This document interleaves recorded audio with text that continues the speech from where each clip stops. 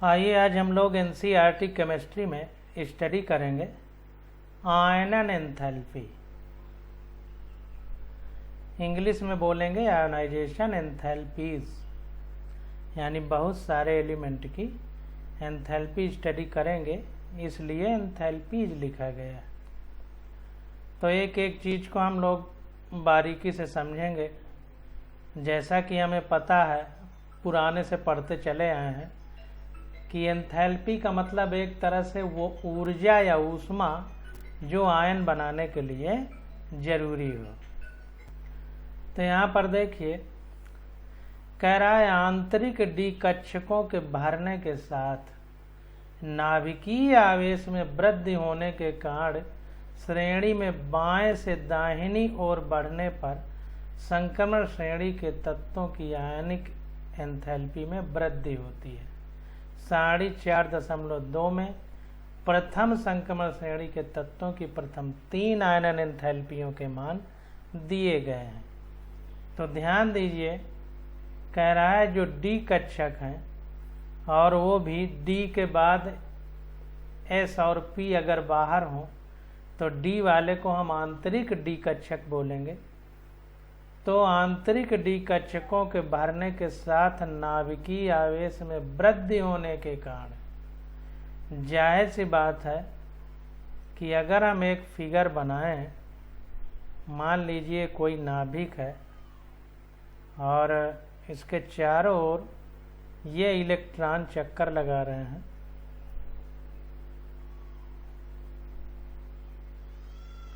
ये यहाँ पर इलेक्ट्रॉन चक्कर लगा रहे हैं। तो अगर D के बाद यस और P कक्षक हो, या केवल यस हो या P हो, तो D हमारा आंतरिक कक्षक हो जाएगा, क्योंकि उसके बाहर भी कक्षक हैं। अब मैं कक्षक शब्द का ही इस्तेमाल कर रहा हूँ। वैसे D, S, P ये सब सबसेल हैं, उपकोष हैं। और इन उपकोषों में जैसे D में 5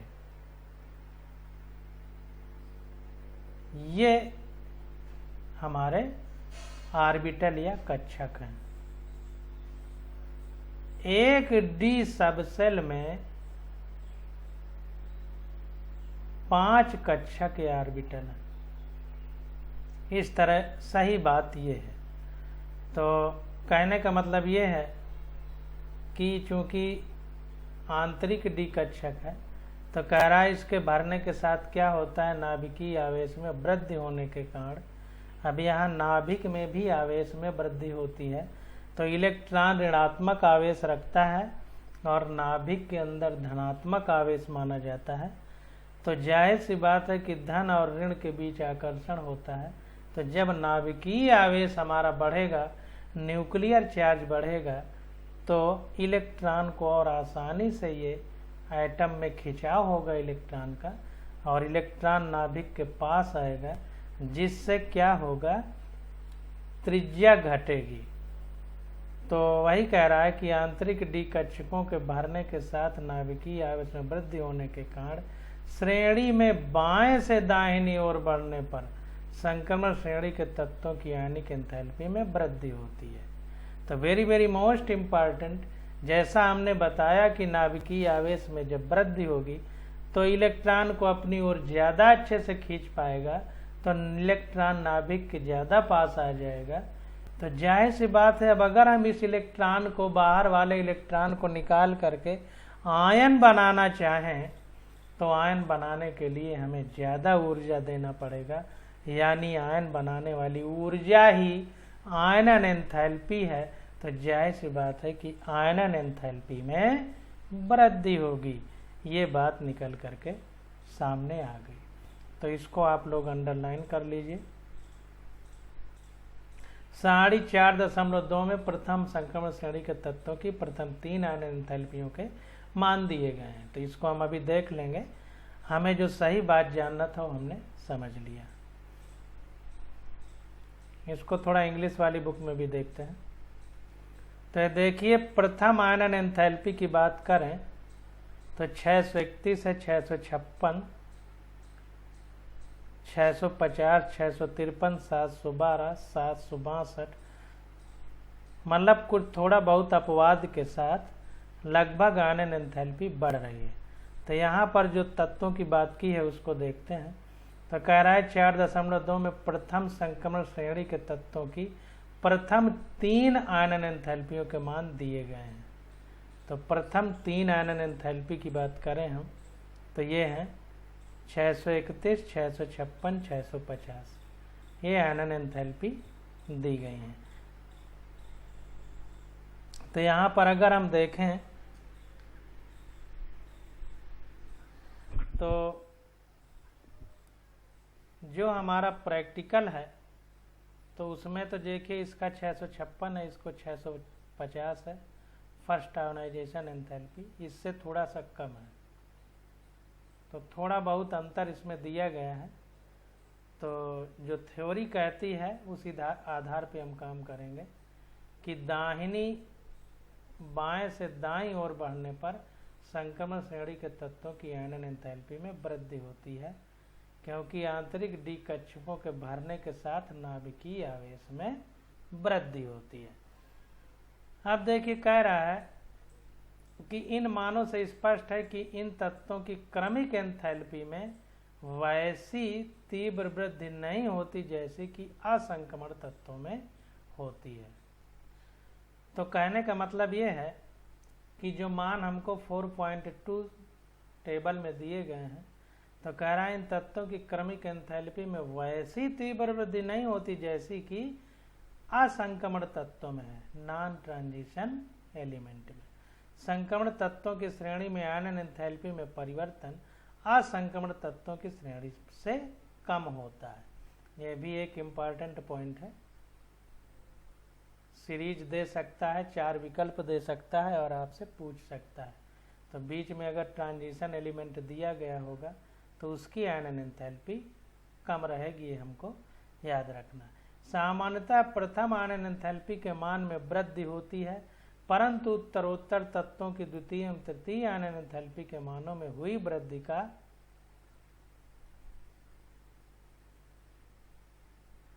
परिणाम सामान्यतः बहुत अधिक होता है। तो प्रथम आयनन एंथैल्पी में जो वृद्धि हुई वो तो बात सही है।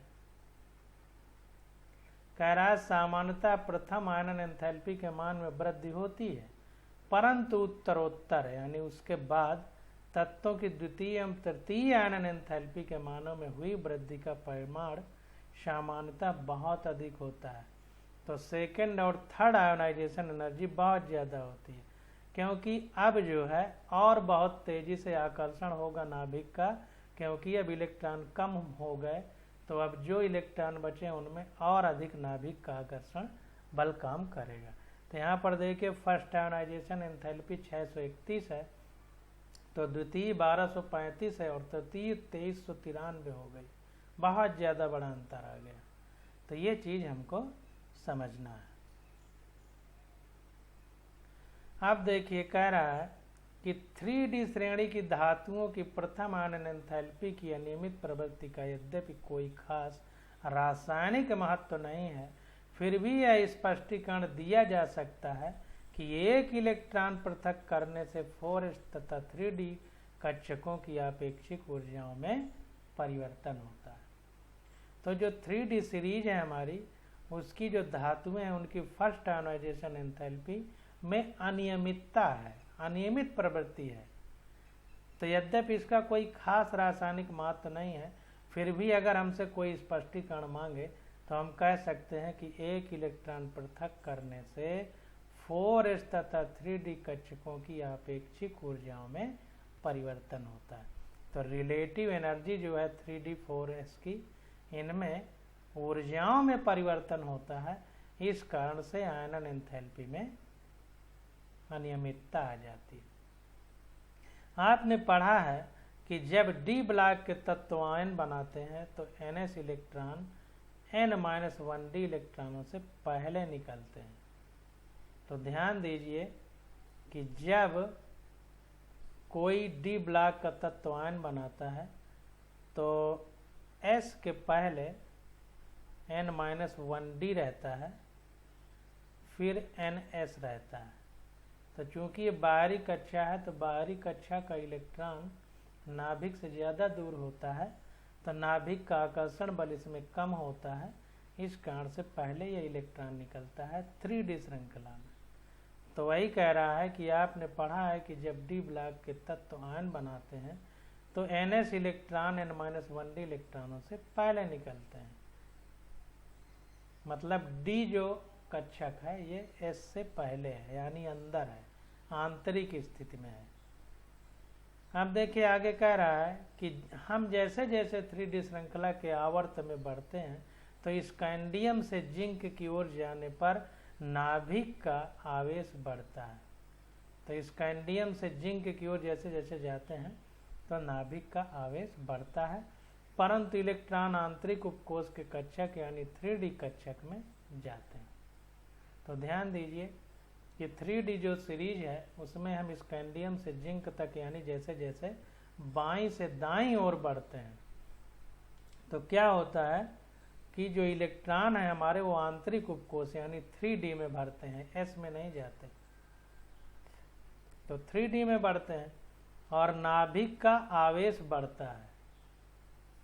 भाई जैसे जैसे हम आगे की ओर जाएंगे तो परमाणु क्रमांक बढ़ेगा तो प्रोटॉनों की संख्या भी नाभिक में बढ़ेगी, तो नाभिक का आवेश बढ़ता है, परंतु इलेक्ट्रॉनों की स्थिति क्या होती है, वो आंतरिक उपकोष के कक्षक यानी 3D कक्षक में जाते हैं।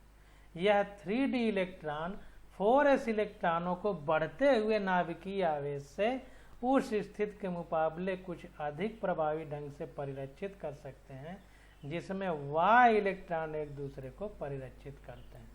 अतः परमाणु त्रिज्या कम तेजी से घटती है। तो ध्यान दीजिए, इस बात को थोड़ा समझिए कि जैसे कोई ये नाभिक है और इस पर ये इलेक्ट्रॉन है,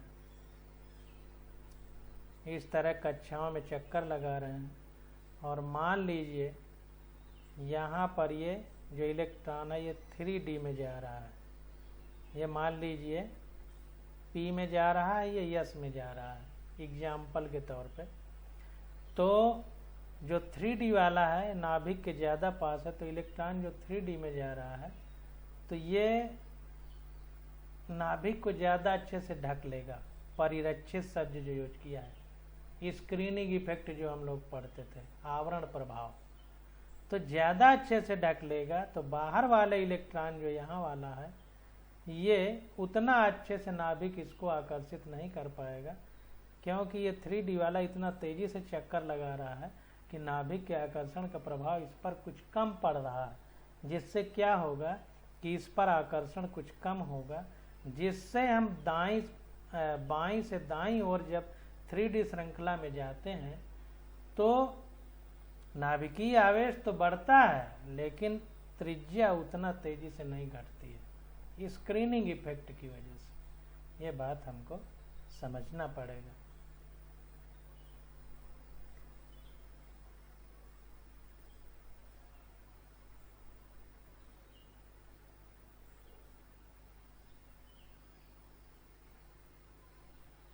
तो परमाणुविक त्रिज्या कम तेजी से क्यों घटती है ये हमको पता चल गया। इसलिए 3D श्रृंखला में इलेक्ट्रॉनिक ऊर्जा में मामूली वृद्धि होती है। इसीलिए 3D श्रृंखला जो है उसमें इलेक्ट्रॉन की जो ऊर्जा है उसमें मामूली वृद्धि होती है, क्योंकि इसकी त्रिज्या कम होती है। जब त्रिज्या कम होगी तो नाभिक का आकर्षण कम होगा, इसलिए ऊर्जा इसकी कम होगी, इसको आसानी से निकाल सकते हैं। तो इलेक्ट्रॉन ऊर्जा में मामूली वृद्धि होती है, मतलब बहुत ज़्यादा वृद्धि नहीं होती है। 2 या अधिक धन आवेश वाले आयनों का विन्यास D⁴n होता है तथा 4s में इलेक्ट्रॉन नहीं होते। तो 2 या अधिक धन आवेश वाले आयन जो होते हैं उनके विन्यास जो होते हैं उसमें Dn होता है, यानी D कक्षक में तो इलेक्ट्रॉन होते हैं लेकिन 4s में इलेक्ट्रॉन नहीं होते। जैसे Fe+2 हो गया तो यहाँ पर 2 या अधिक धन वाले, और Fe+3 भी होता है, तो इसमें जो इलेक्ट्रॉन होंगे वो D कक्षक में होंगे, 4s में नहीं होंगे। ये बात हमको समझना। एग्जाम्पल हम बता रहे हैं कि ऐसा होगा जो हमारे 3D सीरीज वाले ट्रांजिशन एलिमेंट होंगे। सामान्यतः द्वितीय आयनन एंथैल्पी के मान में नाभिकीय आवेश में वृद्धि के साथ बढ़ने की प्रवृत्ति की अपेक्षा होती है, क्योंकि एक डी इलेक्ट्रॉन दूसरे डी इलेक्ट्रॉन को नाभिक के आवेश के प्रभाव से परिरक्षित नहीं करता। देखिए थोड़ा सा हिंदी में उतना अच्छा नहीं लिखा गया है, इसको थोड़ा इंग्लिश में देखते हैं।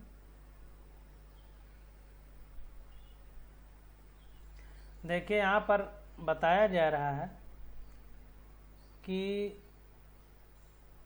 ए general trend of increasing value of second ionisation enthalpy is expected as the effective nuclear charge increase because one d electron does not shield another electron from the influence of nuclear charge because d orbitals differ in direction।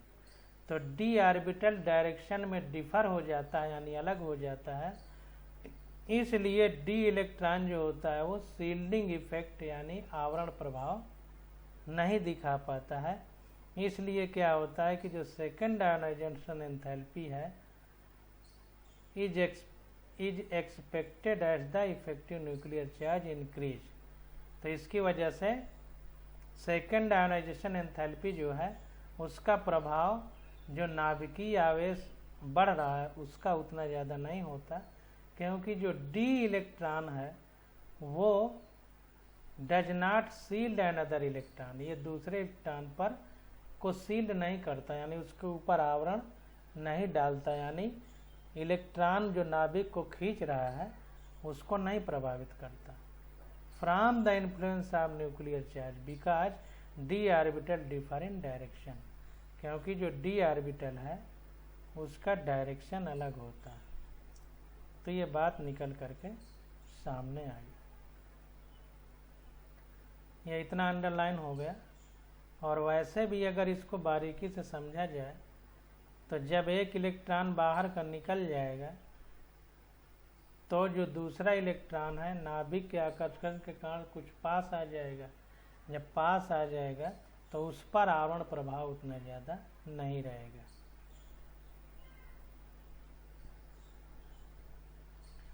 तो वही बात है कि सामान्यतः द्वितीय आयनन enthalpy के मान में नाभिकीय आवेश में वृद्धि के कारण के साथ बढ़ने की प्रवृत्ति की उपेक्षा होती है, अपेक्षा नहीं उपेक्षा होना चाहिए, क्योंकि एक डी इलेक्ट्रॉन दूसरे डी इलेक्ट्रॉन को नाभिक के आवेश के प्रभाव से परिरक्षित नहीं करता है, शील्ड नहीं करता है।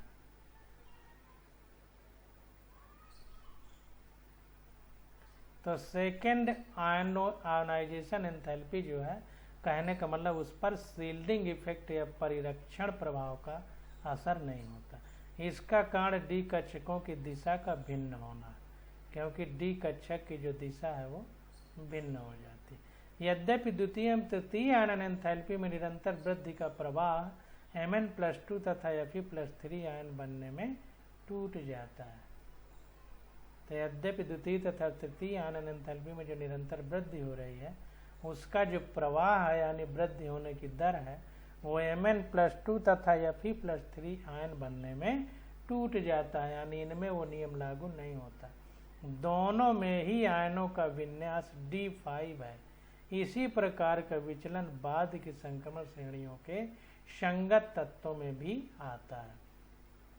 तो ध्यान दीजिए कि जो द्वितीय और तृतीय आयनन एंथैल्पी लगातार बढ़ती चली जाती हैं वो चीज़ Mn+2 और Fe+3 में गड़बड़ा जाता है, वो मामला वो प्रवाह नहीं रह जाता है और दोनों ही आयनों का जो विन्यास है वो D5 होता है। इसी प्रकार का जो विचलन है वो बाद की संक्रमण श्रृंखलाओं के संगत तत्वों में भी आता है।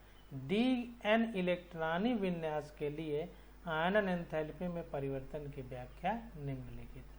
तो जो Dn इलेक्ट्रॉन विन्यास है यानी डी कक्षक में इलेक्ट्रॉन गया उसके लिए जो आयनन एंथैल्पी में चेंज है अब उसकी व्याख्या देखिए NCERT में नीचे की जा रही है। तो देखिए कह रहा है कि आयनन एंथैल्पी का मान प्रत्येक इलेक्ट्रॉन के नाभिक की ओर आकर्षण, दो इलेक्ट्रॉनों के बीच प्रतिकर्षण और विनिमय ऊर्जा पर निर्भर करता है। देखिए किन किन बातों पर निर्भर है इस बात को बारीकी से आप लोग समझ लीजिए। तो ध्यान दीजिए, अगर हम फिगर बनाएं तो ये नाभिक है अगर, और इसके चारों ओर ये इलेक्ट्रॉन चक्कर लगा रहे हैं इस तरीके से,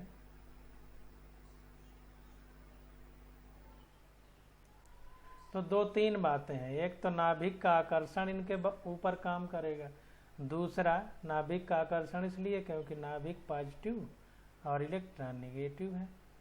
तो नाभिक और इलेक्ट्रॉन के बीच, यानी नाभिक में जो प्रोटॉन है उनके और इन इलेक्ट्रॉनों के बीच आकर्षण बल काम करेगा। दूसरा, ये इलेक्ट्रॉन के बीच खुद का प्रतिकर्षण काम करेगा, क्योंकि सेम चार्ज के बीच प्रतिकर्षण होता है। तथा विनिमय ऊर्जा का भी काम करेगी, यानी एनर्जी में जो एक्सचेंज होगा इनके बीच में, विनिमय ऊर्जा यानी जो एनर्जी एक्सचेंज होगी। इसको इंग्लिश में देख लेते हैं।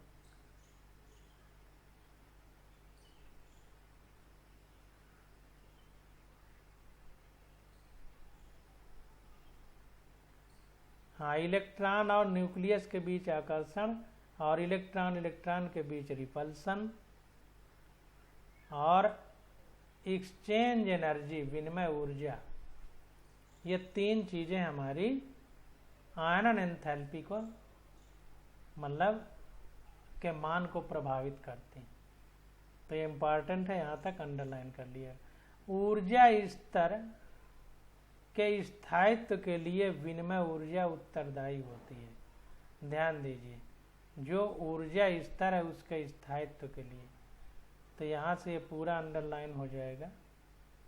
तो हमारे कहने का मतलब है कि जो एक्सचेंज एनर्जी जिसको हम कह रहे हैं, तो वो चीज़ ये है कि किसी भी इलेक्ट्रॉन से अगर एनर्जी निकाल दी जाए तो उसको नाभिक से आकर्षण से मुक्त करने के लिए हमको उतनी ज़्यादा एनर्जी देना पड़ेगा।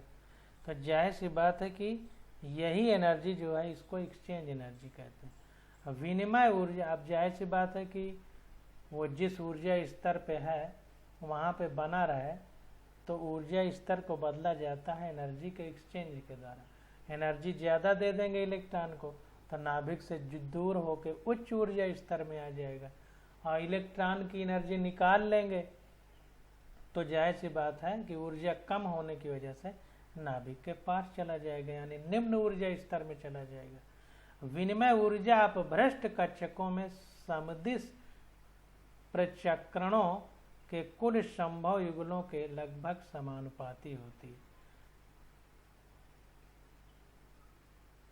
इसको थोड़ा सा इंग्लिश में भी देखते हैं। तो exchange energy is responsible for the stabilisation of energy state.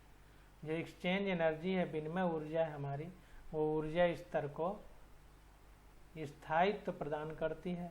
Exchange energy is approximately proportional to the total number of possible pair of parallel spin in the degenerate orbitals. तो जो डीजेनरेट ऑर्बिटल हैं उनमें total कितने pair spin है जो समांतर है parallel, उनके समानुपाती होती है हमारी एक्सचेंज एनर्जी। तो एक्सचेंज एनर्जी जो अप्रॉक्सीमेटली मतलब लगभग, अप्रॉक्सीमेटली प्रोपोर्शनल यानी समानुपाती to the total number of possible pair of parallel spin in the degenerated orbitals. तो ध्यान दीजिए, कोई भी ऑर्बिटल हो तो ऑर्बिटल में इलेक्ट्रॉन होते हैं, और इलेक्ट्रॉन एक दूसरे के, अगर दो इलेक्ट्रॉन है तो एक दूसरे के अपोजिट स्पिन करते हैं, तो इनको ये अपोजिट स्पिन करते हैं। तो यहाँ पर total number of possible pair of parallel spin की बात हो रही है। जो घूर्णन करते हैं वो समांतर घूर्णन। यहाँ पर देखिए एंटी पैरेलल है, ध्यान दीजिए, प्रति समांतर, क्योंकि एक इधर को घूम रहा है तो एक इधर को, एक इधर को घूम रहा है तो एक इधर को घूम रहा है, एंटी पैरेलल है। जबकि पैरेलल स्पिन की बात हो रही है। इसको हम लोग और गहराई से थोड़ा समझते हैं। तो कह रहा है ऊर्जा स्तर के स्थायित्व के लिए विनिमय ऊर्जा उत्तरदायी है। विनिमय ऊर्जा अपभ्रष्ट यानी डिजेनरेट कक्षकों में समदिश प्रचक्रणों के देखिए अपभ्रष्ट का मतलब डिजेनरेट मतलब आपस में जो मिल चुके हों। जैसे एक कक्षक है तो प्योर होगा, जैसे डी है तो प्योर होगा, और sp आपस में जो हाइब्रिडाइज हो जाए, आगे हम लोग पढ़ेंगे जिसको संकरण हिंदी में कहते हैं, तो इस तरह से हम उसको अपभ्रष्ट कह सकते हैं।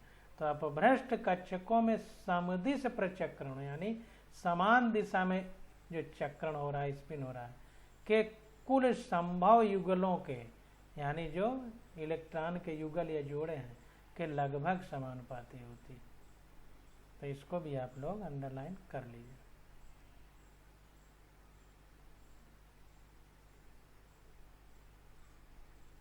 जब अपभ्रष्ट कक्षकों में अनेक इलेक्ट्रॉन होते हैं तो निम्न ऊर्जा वाला स्तर वो होता है जिसमें अधिकतम कक्षकों में समदिश प्रचक्रण वाले एक इलेक्ट्रॉन होते हैं हुंड नियम के अनुसार।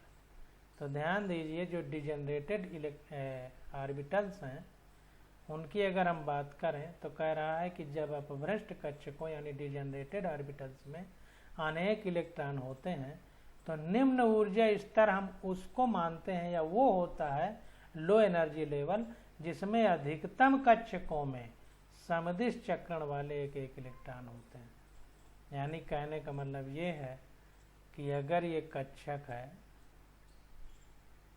मान लीजिए टी सबसेल है, तो उसमें 5 कक्षक होते हैं, तो अगर एक इलेक्ट्रॉन सब में है तो एक ही दिशा में चक्रण होगा पांचों इलेक्ट्रॉनों का, तो ये लो एनर्जी लेवल के अंतर्गत आएगा। लो एनर्जी लेवल ये हुंड नियम कहता है, हम नहीं कह रहे। तो वही कह रहा है कि जब अपभ्रष्ट कक्षकों में अनेक इलेक्ट्रॉन होते हैं तो निम्न ऊर्जा वाला स्तर वो होता है जिसमें अधिकतम कक्षकों में मतलब मैक्सिमम ऑर्बिटल्स में जो डी के ऑर्बिटल हैं में समदिश प्रचक्रण वाले एक इलेक्ट्रॉन होते हैं। विनिमय ऊर्जा का ह्रास होने से स्थायित्व बढ़ता है। विनिमय ऊर्जा का मतलब ये इलेक्ट्रॉन उछल के इधर आ जाए, इधर कहीं आगे वाले कक्षक में चला जाए, तो विनिमय ऊर्जा का ह्रास होने से स्थायित्व बढ़ता है, और स्थायित्व बढ़ने से आयनन कठिन हो जाता है। D6 विन्यास में विनिमय ऊर्जा का ह्रास नहीं होता। तो देखिए इम्पॉर्टेंट बात ये निकल के आ गई कि विनिमय ऊर्जा का जितना ज़्यादा ह्रास होता है यानी एनर्जी का एक्सचेंज होता है, उतना ही स्थायित्व बढ़ता है। जाहिर सी बात है कि किसी इलेक्ट्रॉन की ऊर्जा जितना ज़्यादा निकल जाएगी तो अब उसको हटाने के लिए उतनी ज़्यादा ऊर्जा देना पड़ेगा, तो जाहिर सी बात है स्थायित्व बढ़ेगा। जब स्थायित्व बढ़ेगा तो ज़्यादा ऊर्जा से वो निकलेगा, यानी आयनन कठिन हो जाएगा। इलेक्ट्रॉन निकलेगा तभी तो आयन बनेगा। तो वही कह रहा है स्थायित्व बढ़ने से आयनन कठिन हो जाता है। D6 विन्यास में विनिमय ऊर्जा का ह्रास नहीं होता। तो जो D6 विन्यास है उसमें विनिमय ऊर्जा का ह्रास नहीं होता। Mn प्लस आयन का विन्यास 3d5 4s1 है और क्रोमियम प्लस का आयन का विन्यास D5 है। अतः Mn प्लस की एंथैल्पी Cr प्लस से कम होगी। अब यहाँ पर देखिए एग्जाम्पल से समझा रहा है, तो हम लोगों को इस बारीकी को आराम से समझना है। यहाँ पर देखिए 2 एग्जाम्पल दिया है, एक में Mn प्लस है और एक में Cr प्लस है। Mn प्लस में क्या है 3d5 4s1 है, और क्रोमियम प्लस में क्या है, क्रोमियम आयन कह सकते हैं, तो क्रोमियम आयन में क्या है D5 है। तो Mn प्लस की एंथैल्पी Cr प्लस से कम होती है। Mn प्लस की एंथैल्पी Cr प्लस से कम होती है। क्यों कम होती है? क्योंकि इसमें देखिए 3d5 के बाद 4s1 है, तो 4s1 ये जो है ये 4 चौथी कक्षा है। तो चौथी कक्षा होने के कारण क्या होगा, ये इलेक्ट्रॉन निकालना ज़्यादा आसान है क्योंकि नाभिक से दूर है, 4s में है, इसको आसानी से निकाल सकते हैं। तो Mn प्लस की जो आयनन एंथैल्पी है वो कम होगी Cr प्लस से। इसी प्रकार से Mn+2 का विन्यास देखिए D5 जो है D5 में हाफ फिल्ड कक्षक है, तो हाफ फिल्ड या फुल फिल्ड ज़्यादा स्थायी माना जाता है। तो यहाँ भी हाफ फिल्ड है, लेकिन 4s में होने की वजह से ये ज़्यादा दूर हो जाएगा नाभिक से, इसलिए आसानी से एक इलेक्ट्रॉन है, आसानी से निकल सकता है, इसलिए Mn+ का आयनन आसानी से हो सकता है, इसलिए आयनन एंथैल्पी कम होगी, क्योंकि इलेक्ट्रॉन आसानी से निकाल सकते हैं, यानी ऊर्जा कम देके, तो आयनन ऊर्जा या आयनन एंथैल्पी कम होगी। इसी प्रकार से Mn+2 का विन्यास D5 है, अतः Fe+2 की एंथैल्पी Mn+2 से कम है। तो Mn+2 का विन्यास D5 है, अतः Fe+2 की एंथैल्पी Mn+2 से कम है। अब Fe+2 का बनाना पड़ेगा, हो सकता है ऐसा बनता हो, इसलिए Mn+2 से कम है Fe+2 की। दूसरे शब्दों में हम कह सकते हैं कि Fe की तृतीय आयनन एंथैल्पी Mn से कम है। तो Fe की तृतीय जो आयनन एंथैल्पी हो Mn से कम है। इन धातुओं की निम्नतम ऑक्सीकरण अवस्था +2 है। तो ये जितनी मेटल यहाँ पर एग्जाम्पल दिया गया, इन सब की जो लोअर ऑक्सीडेशन स्टेट है वो +2 है। गैसीय अणुओं से Mn+2 आयन बनाने हेतु कणन एंथैल्पी यानी एंथैल्पी ऑफ एटमाइजेशन के साथ साथ प्रथम एवं द्वितीय आयनन एंथैल्पियों की भी आवश्यकता होती है। तो जो हमारे जो गैसीय अणु हैं, देखिए किसी भी थ्योरी को हम जब पढ़ते हैं तो जब एटम या मॉलिक्यूल गैसियस स्टेट में होता है तभी चर्चा करते हैं। तो वही कह रहा है कि गैसीय अणुओं से Mn+2 आयन बनाने हेतु कणन एंथैल्पी यानी एंथैल्पी ऑफ एटमाइजेशन के साथ साथ, एंथैल्पी ऑफ एटमाइजेशन का मतलब कोई मॉलिक्यूल है, जैसे O2 है, यह मॉलिक्यूल है, अब इससे हमें O बनाना है यानी एटम, अकेला हो जाएगा तो एटम, तो O2 से O बनाने के लिए जितनी ऊष्मा दी जाएगी उसे एंथैल्पी ऑफ एटमाइजेशन कहेंगे। कब? जब गैसीय अवस्था में हो और 1 मोल हो। परिभाषा लिखते समय देखिए बहुत ध्यान देते हैं, ये चीज़ें हम लोग पीछे पढ़ चुके हैं, मोटी मोटी भाषा में हमने आपको बता दिया। कह रहा है प्रथम पद, हाँ तो कह रहा है कि गैसीय अणुओं से Mn+2 आयन बनाने हेतु, Mn+2 का मतलब 2 इलेक्ट्रॉन निकालने के बाद जो आयन बनेगा, कणन एंथैल्पी के साथ साथ प्रथम द्वितीय आयन एंथैल्पियों की भी आवश्यकता होती है। प्रथम या प्रमुख पद द्वितीय आयन एंथैल्पी है, जिसका मान Cr और Cu के लिए अप्रत्याशित रूप से उच्च है। तो द्वितीय पद जो है प्रमुख है, क्यों? क्योंकि पहले पद में इतनी ऊर्जा की जरूरत नहीं है, क्योंकि आयनन एंथैल्पी हम देख ही चुके हैं कम है फर्स्ट आयनाइजेशन, द्वितीय में बहुत ऊष्मा लगती है, तो इसलिए द्वितीय का प्रमुख पद है, जिसका मान Cr और Cu के लिए अप्रत्याशित रूप से उच्च, यानी जितना सोच नहीं सकते उससे ज़्यादा, जिनमें Mn+ आयनों का क्रमशः D5 तथा D10 विन्यास होता है। जिसमें क्या होता है कि Cr और Cu में जो हमारा Mn+ आयन है उसमें D5 या D10 विन्यास होता है, यानी आधा भरा हुआ d ऑर्बिटल्स होते हैं, आधे भरे हुए होते हैं या फिर पूरे भरे हुए। Zn के लिए संगत मान कम होता है, बल्कि जबकि Zn के लिए कुछ कम होता है, क्योंकि आयनन हेतु एक 1s इलेक्ट्रॉन निकलता है, जैसे यहाँ पर 1s है, तो आयनन हेतु एक 1s इलेक्ट्रॉन निकलता है, जिससे स्थायी D10 विन्यास प्राप्त होता है। तो आप समझ में आया कि अगर ये 4s1 का एक इलेक्ट्रॉन निकल जाए तो 3d5 बचेगा जो स्थायी होगा, इसीलिए जो Mn+1 है इसकी आयनन एंथैल्पी क्रोमियम प्लस से कम है।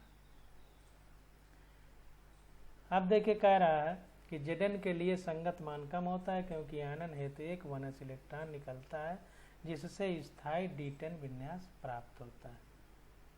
तो स्थायी हमने आपको बताया कि आधे भरे हुए और पूरे भरे हुए जो कक्षक होते हैं ज़्यादा स्थायी होते हैं। तो D में 10 रह सकते हैं, 10 भर पूरे 10 आ गए इलेक्ट्रॉन, इसलिए ज़्यादा स्थायी हो गया।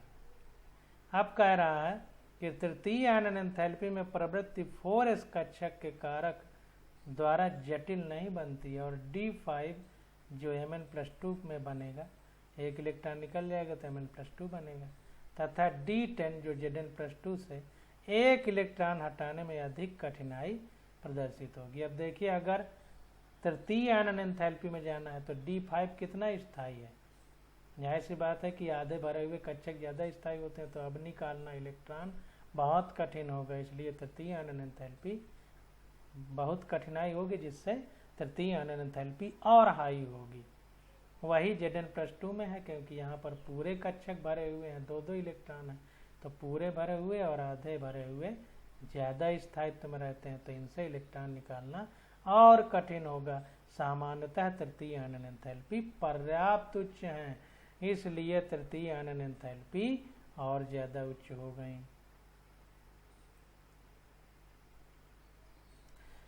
कॉपर, जिंक और निकिल की तृतीय आयनन एंथैल्पी के उच्च मान इंगित करते हैं कि क्योंकि इन तत्वों की +2 से उच्च ऑक्सीकरण अवस्थाएं प्राप्त करना कठिन है। तो कॉपर, जिंक और निकिल की जो थर्ड आयनाइजेशन एंथैल्पी है, उनके मान बहुत हाई हैं, क्योंकि इन तत्वों की जो +2 से उच्च ऑक्सीकरण अवस्थाएं हैं, उनको प्राप्त करना कठिन है। जाहिर सी बात है कि ये +2 से एक इलेक्ट्रॉन और निकालना ज़्यादा कठिन है। यद्यपि आयनन एंथैल्पियाँ ऑक्सीकरण अवस्थाओं के तुलनात्मक स्थायित्व से संबंधित कुछ मार्गदर्शन देती हैं, फिर भी यह समस्या बहुत कठिन है और तात्कालिक व्यापीकरण हेतु संशोधनीय नहीं है।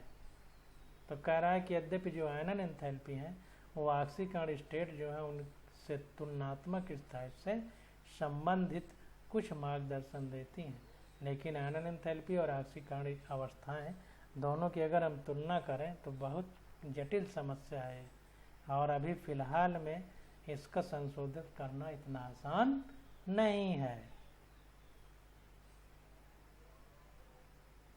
अब देखिए, आगे आ जाता है ऑक्सीकरण अवस्था। तो ये ऑक्सीकरण अवस्था की स्टडी हम लोग अगले लेक्चर में करेंगे। आज बस यहीं तक।